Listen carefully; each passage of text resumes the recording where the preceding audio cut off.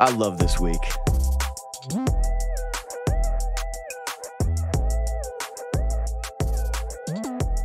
It's not just the rumor discussion, but it's a lot of rumor discussion.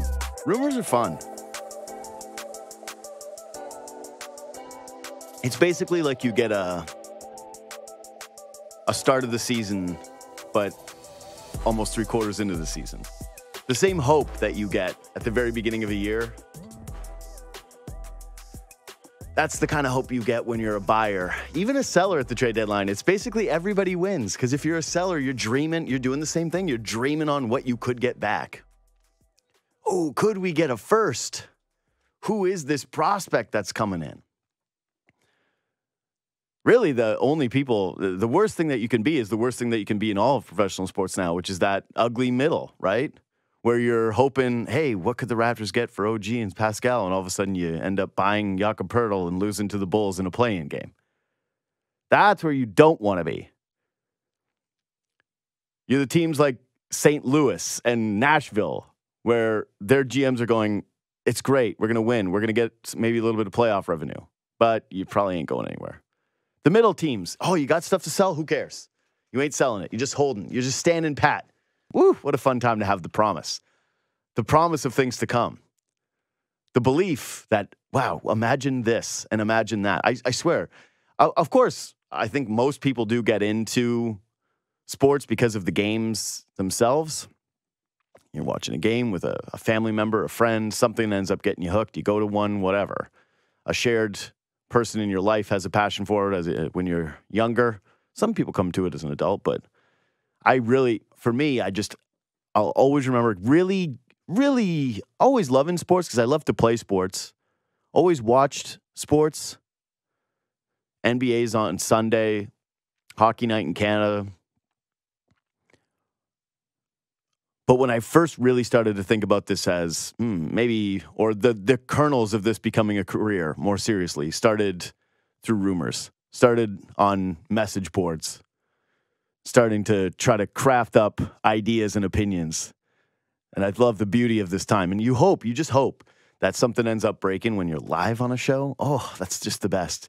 The exhilaration of feeling like you're the spot to be. As something's going down, nothing's better in this business. Nothing also shows like who preps and who doesn't than when something happens live. That's where that's where you show your worth. That's where the real bones are. Anyways, it's going to be a fun week because, hey, anything is possible, right? Culminating in Friday, trade deadline day. Everybody comes in here. All of a sudden, there's a real buzz in the building. I don't have the exact list of who's here this year, but it's always fun. It's always great to catch up with people who come through the building and aren't here often, especially during these hours, my hours, and have to grind. It's great. My favorite thing about trade deadline day is that it's like the one day of the year where a lot of media people have to work basically like a normal person shift, and it's just crazy. It's like 9 to 6? Are you joking? This is absurd that we're here for this long. Anyways, I love it. Okay, so got James Mirtle in a minute. I'm going to talk about the Raptors a little bit later. Scotty Barnes breaking his hand. And just there's a bunch of different layers to that injury that have me thinking about what the Raptors' next 21 games are going to look like. And then I'm going to have Ben Nicholson-Smith on later in the show to join me from spring training to kind of catch up on the major storylines that have happened over the past week, because I don't like doing the day-to-day in spring training. I like letting the stories build up, and now we're at that point where we're hitting the overflow, especially with Manoah, Bowden Francis buzz. There's maybe a little bit of someone has potentially made the team at a camp that we didn't expect to, or at least there's a growing sentiment that there might be. Anyway, all that with Ben later. But what I want to talk to Mirtle about today is I want to start with Shanahan, because the last couple trade deadlines for the Leafs have had the last dance feel, right? Is this Dubas's last dance? Is it all in time? And it's actually even goes back further than that, right? Because I think the pandemic season, when it was, hey, these guys are clearly the best team in the North Division and the path is obviously there. And we got the inside look at him trading for Nick Foligno, right? In the Amazon series, the insanely disappointing Amazon series, although it did give us the Jimmy Vesey clip they played the other night where he gets called Vanilla, which I love so much. And even when he got stopped by Ilya Samsonov on Saturday night, I did happen to yell on my couch. That was a very vanilla move, Jimmy. And all the while, the plan that he was operating under was called the Shanahan plan. Then Dubas leaves, and there's some smoke about him not being happy about whether or not he could move picks and prospects or players as quickly as he would have liked to. Too many layers that he had to go through. Too much corporate oversight with him. Didn't like Shanahan looking over his shoulder and deciding what some of his moves might be. Wanted the freedom of movement, and that's what he got in Pittsburgh. And look at him go. Look at Dubas go. And all of his acolytes making excuses for him as he absolutely destroyed the Pittsburgh Penguins. But yes, this is a guy who complained about not being able to move assets despite, you look at the Leafs prospects and it's basically completely empty. They've got one guy who's an A-chip. The other guy, Fraser Minton, who actually kudos to Mirtle for that call of, hey, don't get overly excited about this guy. He's good, not great. I just saw that he scored his 19th goal in the WHL. 19. For those of you that don't follow junior hockey, that's a pretty unbelievably low number for an organization's number 2 prospect.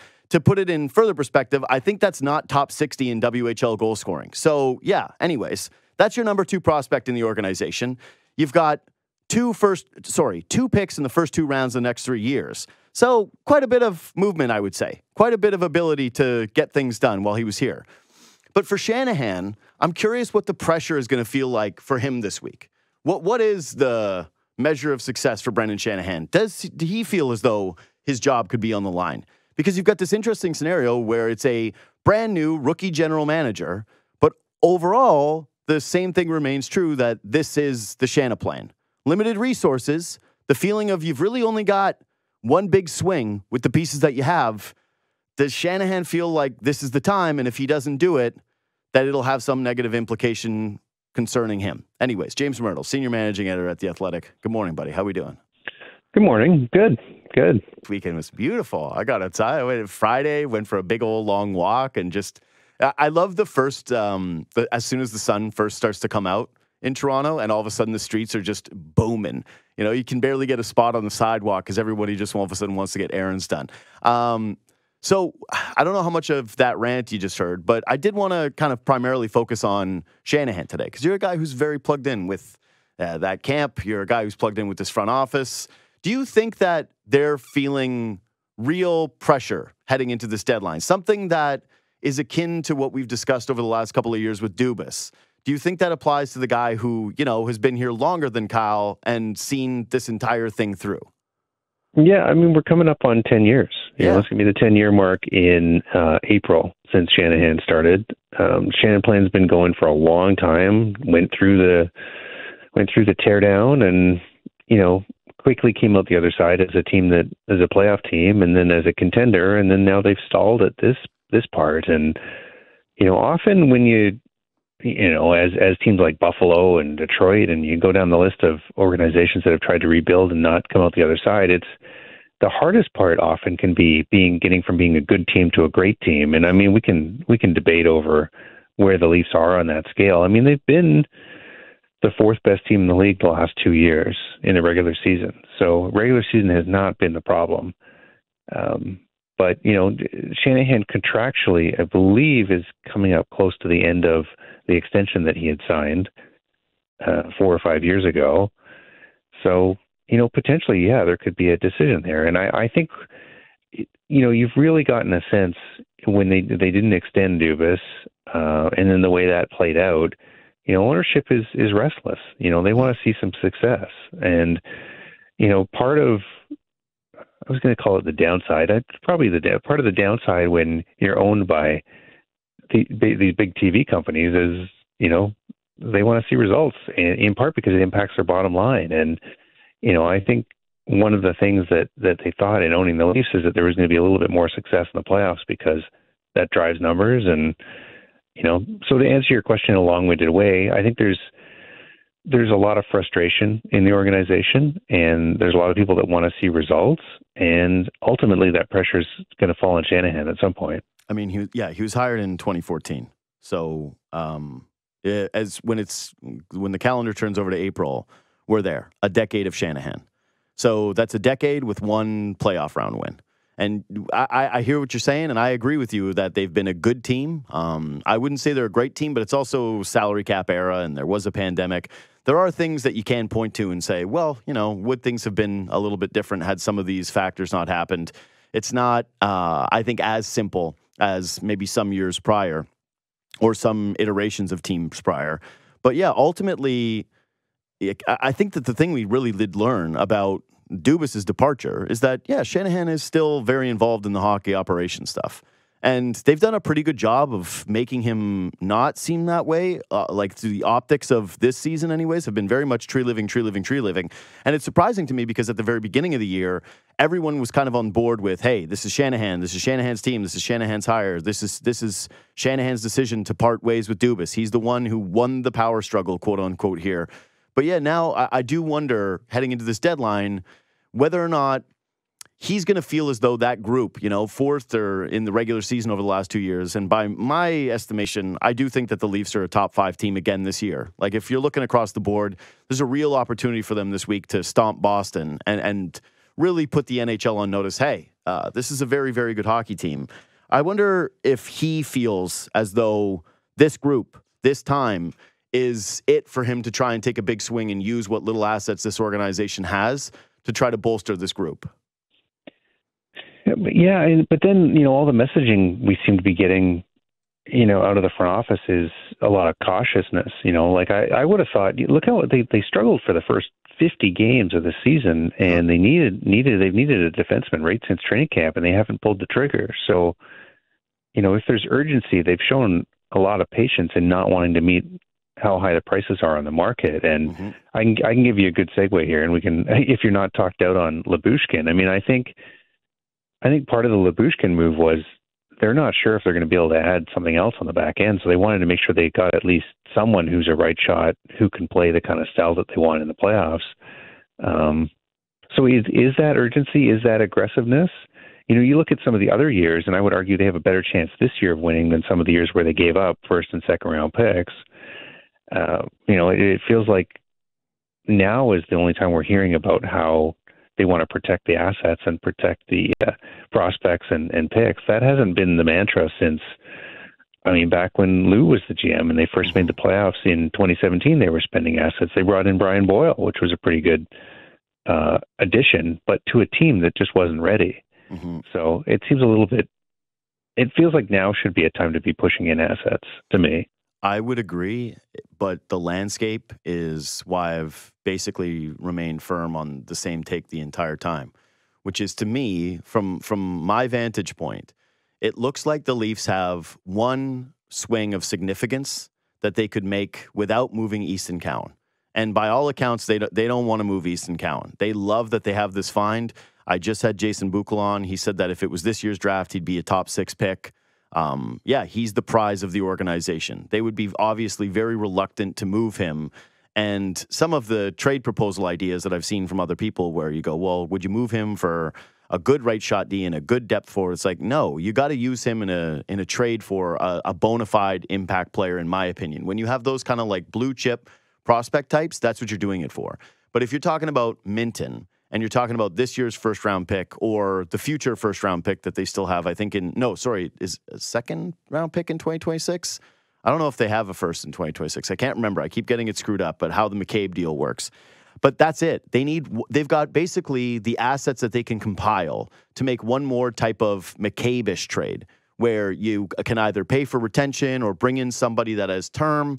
And they're looking at it and saying, do we want to push everything in for a rental this year? Because it doesn't seem like there's anybody with term. So I get that from their standpoint. I think the question is, like, to keep tying it in with the Shanahan part of it is, if he does feel like you do, and I kind of feel the same way, which is, this Leafs team is looking pretty good all of a sudden, and the rest of the Eastern Conference does not look overly strong. You've got Florida, which is intimidating, but after them, it's kind of, I don't think you can say that Boston and New York are definitively better than the Toronto Maple Leafs this year. I think you could say at best they're very close to one another. Maybe one of them has a slight edge. But yeah, in this year, would he start to shift that given, all right, you know what, my job might be on the line. There might be a little bit more pressure. Screw it. We do only have that one move. The prudent move is to wait. The prudent move is to compile these assets and use them at the right time. But now the urgency and the desperation is going to force our hands to say, flip this first rounder for rental pieces.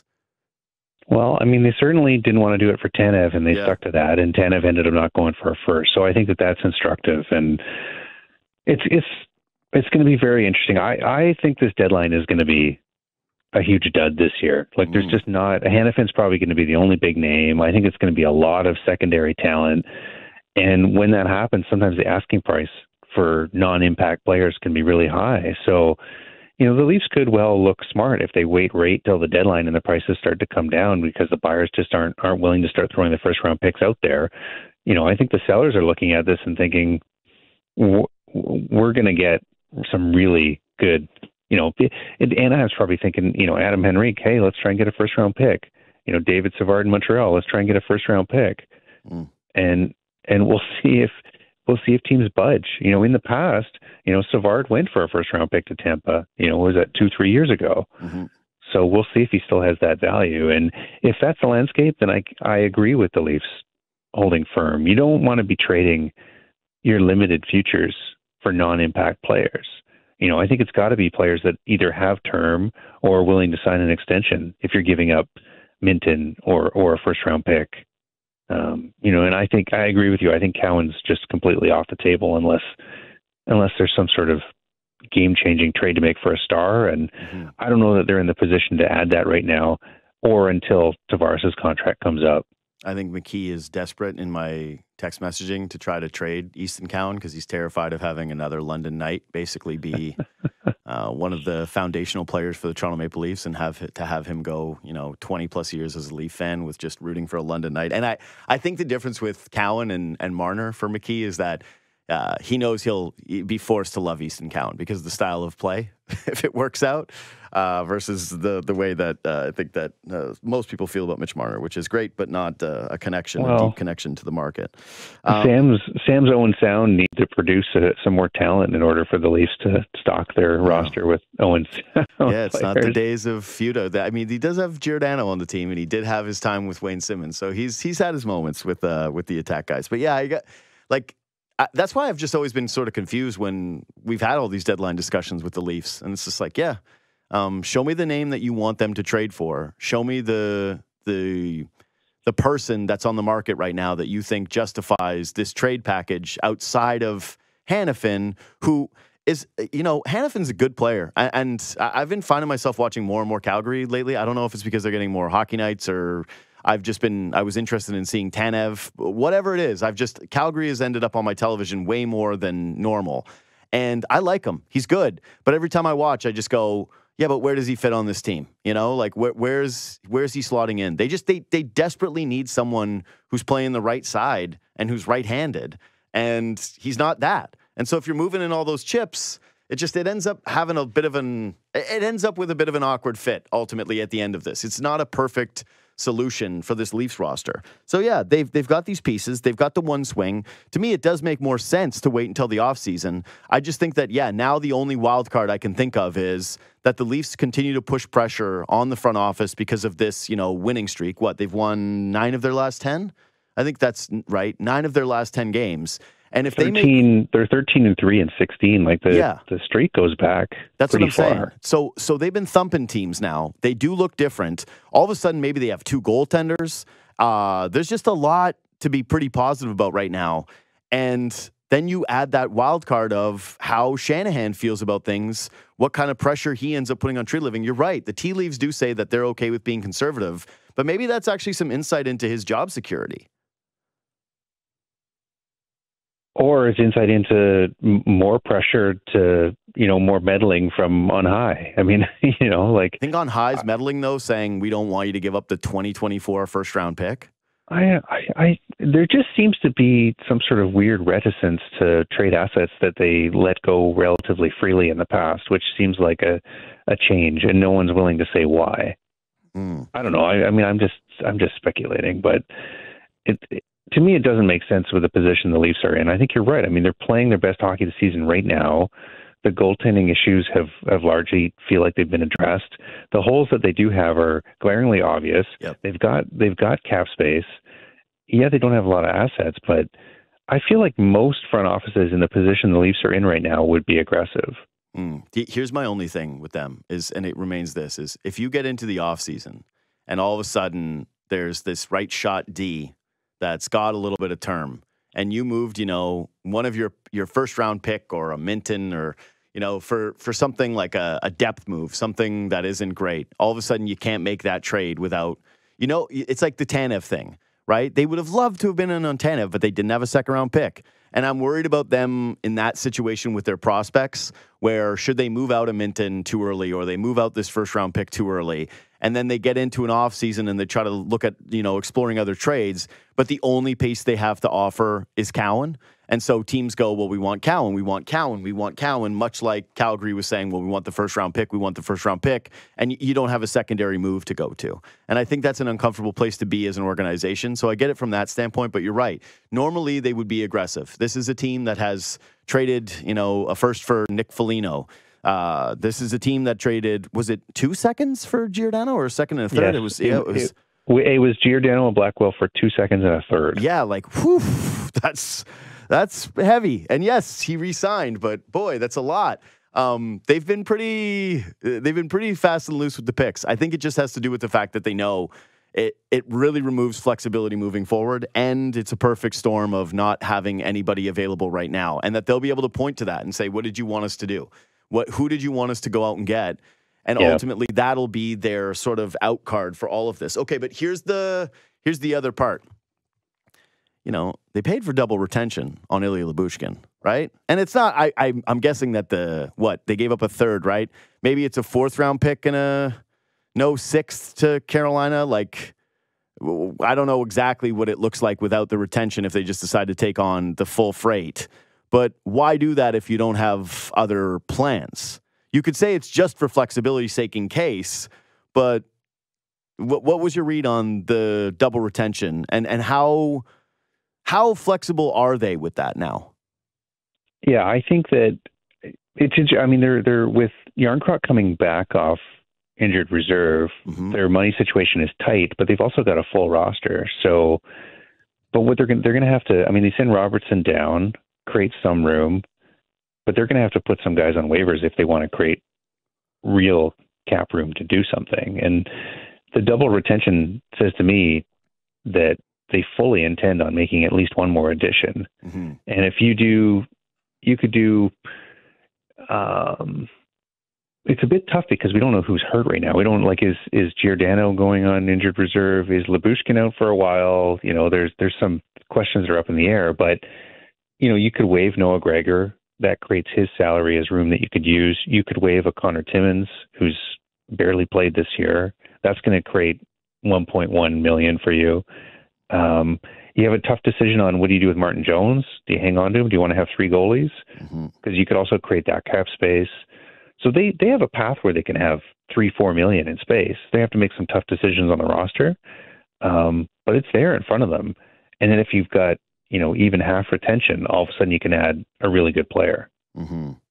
Yeah, I was going to say my next question was going to be who's the roster piece that you think is most likely to get moved? It's probably Gregor, but it's just waves. It's just getting waived.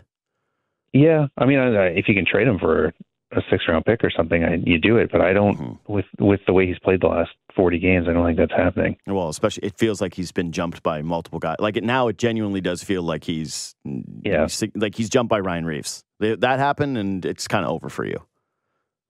I wonder if I think they're probably still going to try and add a center. That's been the talk the last few weeks. They've been looking for a third-line center, and they're probably still going to add on D. But the Lyubushkin move to me is a bit preemptive, where they're saying we might not be able to get the defenseman we want. We should do what we can and then keep trying. Yeah.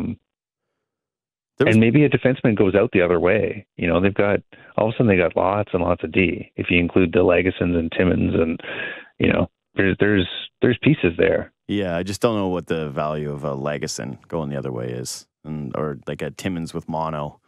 Like I can't, I can't envision another organization saying, yeah, we'd actually take one of those pieces back, and it has some value to us. I think that those two guys are the players that you can get off waivers. Those are players that you can honestly sign during the offseason on PTOs. I don't think that. Yeah, the talent is enough where someone would go, yep, okay, we'll add this person, and we're good on that. You mentioned the third line center thing, and this has sort of been a touchy subject, because I feel like if you don't like Domi, this is my read on it. If you don't like Domi at center, then you love Dubas, and if you like Domi at center, then you like Tree Living and hate Dubas. But right now, to me, I kind of feel like they found it. Like, their third line center is John Tavares, and would they like to add center depth? Sure, but if you bring in another center, where does Domi play? Because I'm not seeing his spot on the roster anywhere that makes sense other than where he is right now. Yeah, that's interesting. Yeah, because if you add, like, let's say they find a way to add Henrique. Let's say that's no, I don't think they're going to. And I don't think that was part of the conversations when they were trying to get Lavushkin with Anaheim. I was going to say, I think they don't even, there's not even a percentage of that one, but yeah.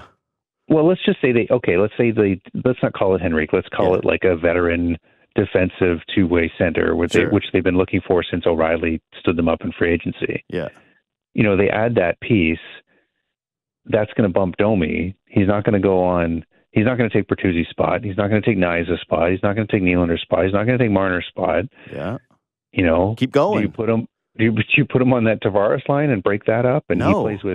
he plays with Yarncroc and Tavares, and McMahon moves down. I mean, that would be the only thing you could do, because putting Domi with Kampf and Reeves on the fourth line, it doesn't make any sense. I wondered when they signed Domi where he was going to play. And this is it. So the question, JD, is, okay, we like Matthews obviously as the number one center. We like Tavares, playing on that third line and what they've brought. Do we like the second line? Like, they've produced some offense, but there have been games where they've been just completely filled in. Mm-hmm. And I know the organization is really not sure about that. Like, it almost feels like Domi's a placeholder right now until they see if they can do something else. I'm completely torn on it, I got to tell you, because the numbers are starting to suggest that it's not good. Like, the underlying numbers of that line are ugly. They're terrible. Yeah. They're getting filled in, and you can see it. Yes. Okay. But this is to me the ultimate analytics versus eye test thing. It really is. This is a very, very fun line for that reason. It's pretty clear to me anyways that all of a sudden Bertuzzi looks more like the guy that was promised to the Toronto Maple Leafs since playing with those guys. Would you agree with that? Like, he's way more. Yeah. Okay. And being on PP1 helps him too, right? Definitely Definitely that. But I'm just saying, shift in, shift out. I notice Bertuzzi more. Nylander, again, to my eye, looks more like the guy we saw pre-contract. And I know the numbers now indicate that that's just who he is. He's having the full, complete season. He's been good. Yes. My point is like, I feel like he's just a real threat when he has the puck again. I like having two playmakers that are on a line with Bertuzzi that allow him to set up, two guys that can hold on to the puck and that are patient. This whole Leafs team, they're an offense-first team. They got more goals per game than any team in the NHL, and that line is an offensive line. And they're kind of an attitude line. They're sort of unique in a lot of different ways. I hate seeing them play in their own end. It's awful. Watching Domi try to get pucks out of the D zone has just been probably one of the most difficult wire-to-wire start to right now parts of the Leaf season. Like, just watch. Anybody who watches these games, I point it on Leafs Talks all the time, but watch him try to get the puck out. And every which way, it's a struggle. It is just never easy for him. But I hate saying this, but I'm saying it. I like the vibes of the line. I like what the eye test tells me. And then I keep looking down at the analytics of it, and it's like, this is the worst line in all of hockey. And I go, I don't know what to make sense of. To me, I like it. I'm not worried about it. And again, it's like, it's the same argument from before, which is, all right, show me the guy that you want to bring into this group that you think is going to be better, and I'll hear the case. But so far, the best two-way center that's out there is Adam Henrique. And I'm sorry, but I'm not convinced that that's a better option than Max Domi at this point in his career. I'm just not. I kind of like the look of the lineup if you get another, you can make it really good. Let's say you go back to Tavares on the second line, and then you have someone like Henrique on your third line. Mm-hmm. All of a sudden, doesn't work on that second line the same way. Him and Bertuzzi want to be in the same area, right? Yeah, but they're not getting filled in though, right? This is one of those ones where I've seen it happen again and again and again, and most of the time, the vibes are what your eyes are lying to you is that the puck's just going in all the time. Their shooting percentage when they're on the ice is probably over 20% or something, and it looks really, really impressive, when they go on the heater. But if it's just a heater, and they're not going to have the vibes over 15 or 20 games, then you're just betting on something that's not going to last. See, this is the thing, though, is this is the best the Leafs have looked all year. They've won 9 of their last 10 games. They're going into Boston tonight, and they're the betting favorites, and I'm not going to touch it, okay? I just need everybody to know out there that I'm not going to mush the Leafs, even though I've been actually kind of sneaky hot lately when it comes to Leafs, and but I'm staying away. I'm not touching it. I'm just telling you that we can do all these, the underlying numbers, and these guys aren't really working out, and yet here's this team, and they're great.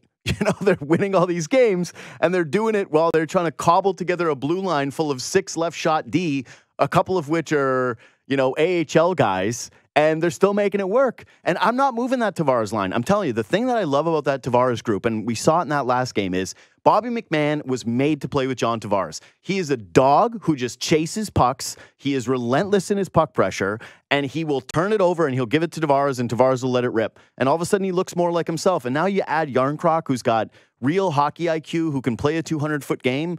That's a line. Don't mess with it. Yarncroc was one of their best players, for sure, on Saturday. That's it. He looked fantastic. Leave the smart guy with the other smart hockey player. Don't mess with the success. We've seen enough of Nylander and Tavares, and you can tell me that the underlying numbers are better with those group than with the one that we're seeing right now.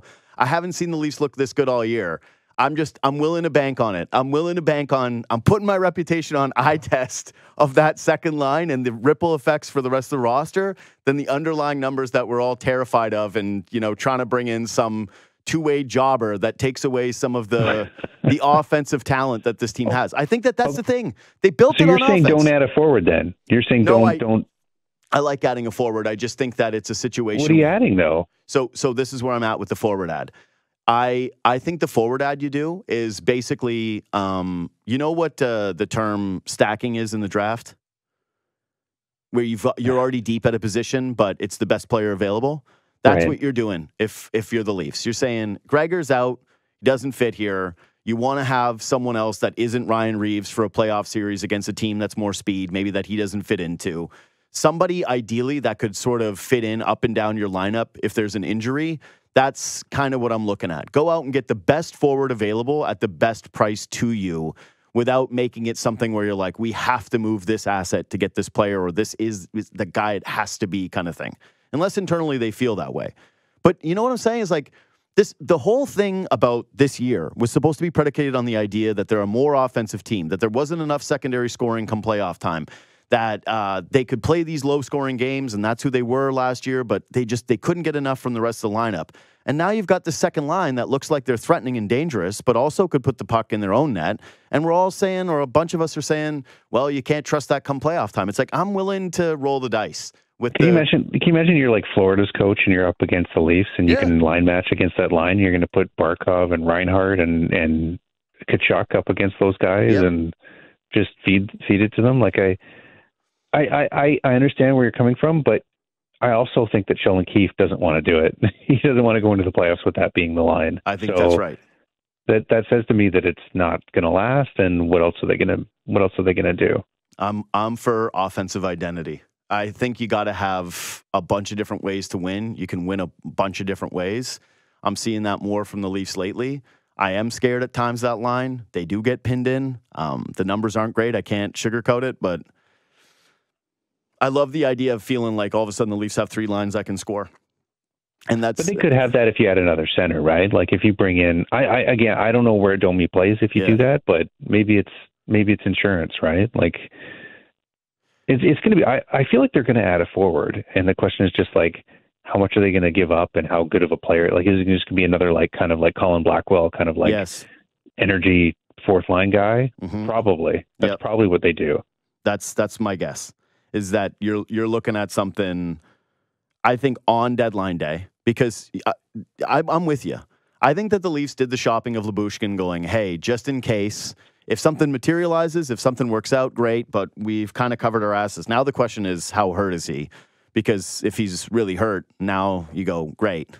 We tried to make the move, and now we basically have to double down on the move. 8 minutes into, you get 8 minutes of Lyubushkin. I mean, that could be a really long-term serious one, right? Yeah. You just don't know. Well, we should find out at the morning skate today. Yeah, I was going to say, the second that we finish speaking, basically, we're going to get the answer to this, so we don't need to. But I just keep looking at it and going, you know, that it's going to be some type of depth guy. I think anyways. Going to be some type of a depth name that people go, sorry, who is this? And it's not going to be one of the sexier ones. Like, that's my guess anyways, that it's an underwhelming deadline for the Leafs. But I'm going to say right now, I don't hate it. I'd love to see them be aggressive in a different scenario where there was more depth of sellers and there were some more intriguing names out there. I'd be all for it. I'd be going, yep, push in. I've always been a buy at the deadline guy. This year, I haven't felt it. And maybe there's going to be a name that emerges, but every time I ask that question to people and insiders and even off the record, I never get anything back that's like, oh, well, keep an eye on this. You know, do you? I wonder if some teams, the one thing that the Leafs have to hope for is some teams that weren't willing to sell all of a sudden come into the pit. Like, I wonder about like Seattle. Like, Seattle's potentially got Adam Larson and Jamie Alexiak and the guys with term and guys that can play in your top pair. And I wonder if there's some more names emerge here in the last few days. That would be the one thing that could change things. Yeah. Who do you think that could be? Other than Seattle? That feels like just them. Well, I mean, I don't know. I mean, Minnesota is on the line. There's talk that New Jersey's going to start selling. Washington could get more aggressive with the selling. I mean, someone like, again, not a sexy name, but Nick Jensen's a good defenseman for the Capitals, who, if they decide to move on him, right shot, makes about $4 million, has term on the deal. You know, they need some of those names to be in play, and then you can start thinking about giving up the first round pick. Yeah, New Jersey's in a tough spot though, because you can't get too aggressive with selling pieces, right? Because you got to come back next year and be awesome. Yep. Like you got to be playing the injury card. Back. Like, they're way back. Like, losing to Anaheim the way they did, like their goaltending and losing Dougie Hamilton has just killed their season. But that's what I'm saying is they had so many injuries that they can point to it and be like, hey, this is what we're doing next year. We're going to come back healthy. But for perspective's sake, I think they're up a point on the Penguins, who are a tire fire right now. But they've played 2 more games. Like, they're bad. The New Jersey Devils. They are awful. It's incredible how awful they are. Okay, 2 more things. 2 more quick things. Well, let's see if we can get them both in. I'll let you choose just in case we don't have time for the other. Do you want to talk about Morgan Rielly, or do you want to talk about the Leafs goaltending situation and how they play this thing over the next week? I'm good with. I think the goalie stuff is a little bit. I don't know where you wanted to go with Rielly, but I think the goalie stuff is interesting. Well, Rielly's been on the ice for 8 of their last 11 goals against, and they just kept winning when he was out. Yeah. So, and they're winning now, so it's fine. But yeah, it just. I gave you my Rielly rant like 2 weeks ago, right? Like, I think that they play him too much and they rely on him too much to be not what he is. He's an offensive weapon. He's not a great defensive player. Yeah. So. They need to find a way where they got to build a shutdown line, and that's what they're trying to do. And that's what they tried to do in the playoffs last year with Brody and McCabe. Have a line you can play against other teams' top lines, and then Rielly's a counterattack line, a pairing. That he's someone. The only thing is, you like having Rielly out there with the big guys. Like, you like having him out there with Matthews, but you're gonna have to find those minutes when I think you have to protect Rielly a little bit. Not a lot, but when he's playing 25, 26, 27 minutes and he's out there half the game, he can get exposed. So I think that's part of what people are seeing. Mm-hmm. I also think that they just gotta stop trying to close games with him. I don't know why they do it. Yeah. Like, it's the weirdest thing. They did it again the other night, and he doesn't box out and he's on the wrong side, and bang. Trocheck's sitting right there, rips one home, and they're headed They to don't have overtime. enough guys, though. Like, they don't have enough guys that they feel like they can use in those situations. And it's interesting. In number 1D, he's never been really a big part of the penalty kill, and that's just he's a really good defenseman. You know, he's like a top 20 defenseman in the NHL, but he's not a shutdown guy. Mm-hmm. Okay, so the goalies. Where are you at with, like, who starts tonight for you?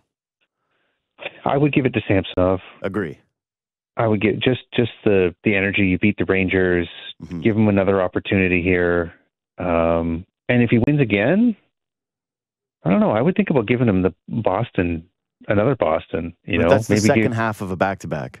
Yeah, I know, but you're trying to figure out which one of these guys is going to carry the mail for you, right? Yeah. So, you know, and Woll is just still pretty early in his recovery and comeback. I don't know. I mean, you could also argue that you give Samsonov tonight. The Bruins are really struggling. If they beat them, give them Buffalo again. Give him 3 in a row, and see if he knocks all 3. Because then you can play him Saturday as well, and maybe he gets on a bit of a roll. Yeah, I think that's the conventional thinking. There's just that's a lot of time where Woll doesn't really play. You know, that's 2 games in 2 weeks. So I get it. Like, if you think Woll is the higher upside guy, which I would say is the consensus, most people think that he is. I will tell you this though. I've asked more than a few people who are professionals with that position, and it is not consensus the way that Leaf Twitter is consensus for Woll. A lot of people still think Samsonov is the higher upside of the 2 goaltenders. It's just that he's such a wild card, right? It's just like the floor is much higher. Card too, though, right? Yeah, like, I mean, how many NHL games has Woll played? I think 27. He's not a sure thing either. I think he has 25 starts and he's got 27 appearances in the NHL. Right. But to me, it's more his injuries than it is his play, because he looks steady in the net. He's really good positionally. His rebound control at this point is pretty, unquestionable to me. There's really things that you like about him. It depends on what kind of goaltender that you think you need. Like, the guy that's going to steal you a game, that potential I think is higher. The guy who's going to break you in a game, that's also Samsonov higher potential. Yeah, I think that's right. Yeah. You just have to hope one of them you feel really good about going into the playoffs, really. I mean, if it's both, then great. But I think you want to get down to the last 10-game stretch, and you're starting to lean more heavily on one guy over the other. I think that, too. I guess my contention as to why I would also be letting Samsonov play this out, and sort of, at least, you know, the optics of it being, hey, you're the guy, is you don't want to lose him. Like, I hate saying that, because it's awful to think that you've got a player that you almost have to pump the tires of in order to kind of keep them engaged or feel like they're going to be a part of the team or play effectively. But to me, the Leafs are going to need both goaltenders. The idea that you're going to be playing Joe Woll every single night, it puts you back in the same position as before, which is what? So potentially Martin Jones is your backup? Like, that's how terrifying the Samsonov stuff to me is. And so I think right now, anyways, in this short period of time, part of the reason I'm rolling with Samsonov and maybe giving him the 3 games that you're outlining is it works for 2 reasons. One is you're letting Woll ease himself back in with the injury. You're playing it a little bit more cautious for a guy that has gotten hurt year over year in his career.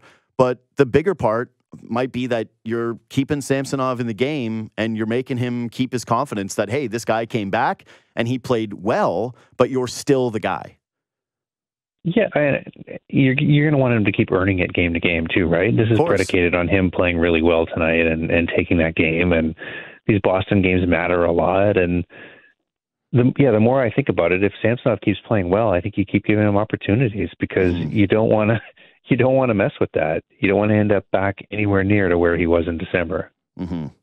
I liked how this became such a contentious thing. It's like Woll came back and most everyone was like, it's his net. Give it back. Like, okay, we'll see. James, it's going to be a fun week. If something big happens, we'll definitely have you back on. Okay, sounds good. Thanks, JD. James Mirtle, Senior Managing Editor at The Athletic.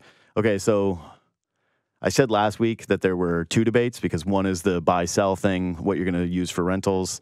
2 is the goaltenders in terms of people arguing, who should be getting the net night in, night out. But now this is the real one. This is the real one. This is where I'm putting my stake in the ground, okay? I like Domi as a second-line center. I know it's going to burn me, okay? It's not going to be perfect. But no salary cap team is. No team is going to be perfect. You're not building your NHL roster where you can fleece the other team in a trade and build it out perfectly, where you can simulate your seasons until your fake prospect develops into being a stud on your second line. The realities are Domi doesn't have another place to play. And I think that he is, yes, the vibes matter. And this is always the thing that analytics ignore, is that the room matters. They've won 9 of 10 games. How's that for analytics? That's a pretty good analytic to me. 9 wins in 10 games. I'm not messing with it. I don't get why we have that principle of don't mess with the winning lineup, don't mess with the winning lineup. But now, you're starting to overthink and overtinker. And because the coach is like, I'd like to have a center who's more reliable and other defensive. So then promote David Kampf. So then put him up the lineup, because isn't that what you paid him for, is to be the defensive guy?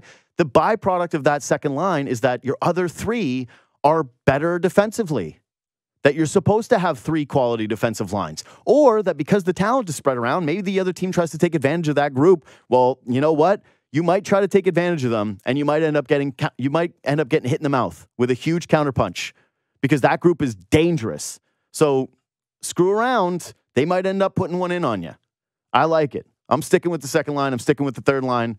I think the Leafs have their top 3 forward groups, and that they should be adding someone that they feel like can filter in if there's an injury to somebody that is in that top 9, and who could bump somebody in the bottom 3 if the matchup isn't right.